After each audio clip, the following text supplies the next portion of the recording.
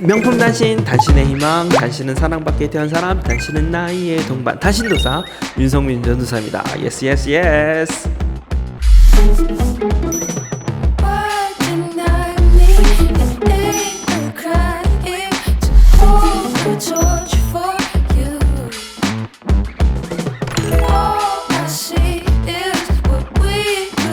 오늘은 광야 7번째 시간.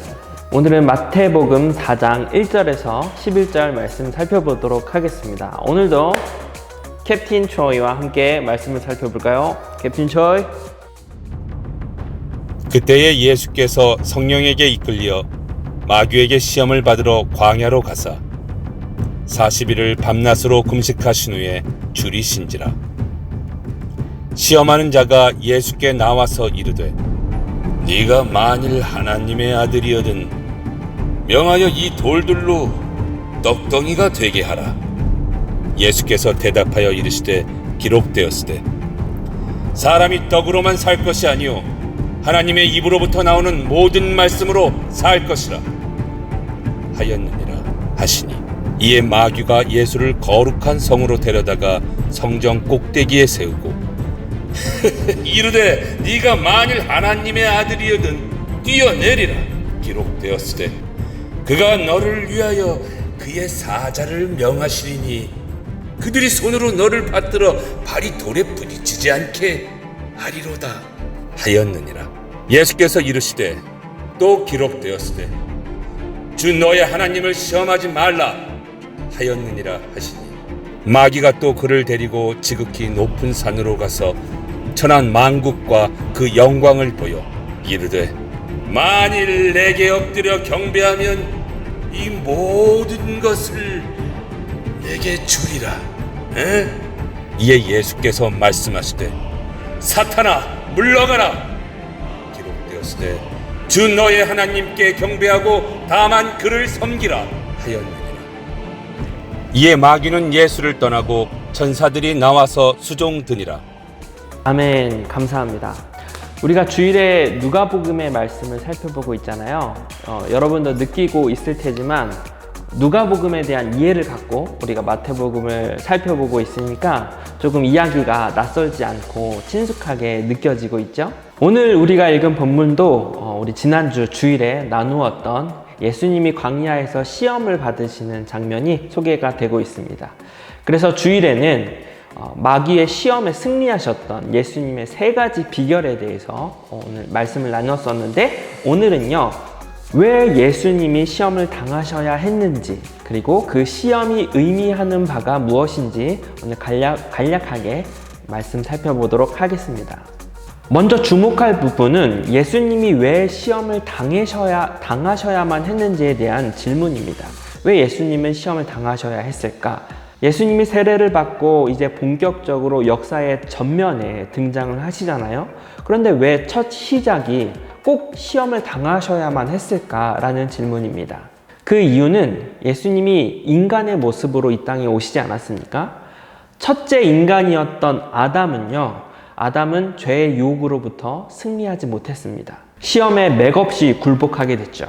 그러나 예수님은 우리를 구원하시기 위해 인간으로 오셨기 때문에 참 사람이신 예수님이 사단의 시험을 이기셔야만 합니다. 그래서 사실 마귀의 이 3가지 시험은요, 하나님의 아들임을 증명하는 시험이 아니에요. 깊이 그 시험들을 들여다보면 그 시험의 깊숙한 핵심은 제발 하나님이 사람이지 않았으면 좋겠다. 이 사단의 공격은, 이 마귀의 시험은 예수님이 제발 사람이 아니었으면 좋겠다라는 공격이에요. 그래서 사람의 연약한 부분을 공격하는 것입니다. 결국 사단의 이 시험들은 예수님이 하나님의 아들인 것은 오케이, 그건 자기가 건들 수가 없어. 근데 사람으로서는 존재하지 않았으면 좋겠어, 이런 공격입니다. 결국 예수님이 참된 사람으로서 실패하는 것이 사단의 전략인 것이죠. 그래서 본문에 당하는 예수님의 시험의 목적은요, 사람으로서 마귀의 능력을 깨부수는 것이 목적입니다. 두 번째 주목할 부분은 이 시험이 성령으로부터 시작된 시험이라는 것입니다. 우리 1절을 읽어볼까요? 아멘. 여러분, 마태는 유대인이고 독자 또한 유대인이라고 했죠. 유대인의 사고에서는요, 마귀는 하나님의 적대자가 아니에요. 우리의 사고에는 하나님과 마귀, 마치 선과 악이 싸운다, 대립하고 있다, 이렇게 생각할 수 있는데요. 유대인의 사고는 마귀는 그냥 종입니다. 하나님의 종. 종이니까 종은 어떤가요? 주인의 허락을 맡아야 하죠. 종의 특징이 뭐냐면 종은 자유가 없습니다. 그러니까 주인의 허락 없이 종이 단독적으로 뭔가 할 수 있는 권한이 없어요. 주인의 승낙 없이 자유롭게 뭔가 할 수 있는 게 없습니다. 그래서 욥기서에 보면 마귀가 하나님 앞에 욥을 고난하기 전에 먼저 허락을 맡아요. 욥을 이렇게 고난을 줘도 되겠느냐라고 허락을 맡는 장면이 나옵니다. 결코 사단 마음대로 우리에게 고난을 줄 수 없습니다. 다시 말하자면 마귀는 우리에게 고난을 줄 수 있죠. 시험을 줄 수 있습니다. 그러나 하나님의 허락하는 만큼만 시험을 줄 수 있어요. 그러니까 마귀는 하나님의 적대자이긴 하지만 하나님의 종에 지나지 않습니다. 그렇게 보면 우리가 당하는 고난이라던가 시험이라던가 시련이라던가 그 모든 것은 결코 나쁜 것일까요? 나쁘기만 할까요? 또는 힘들기만 할까요?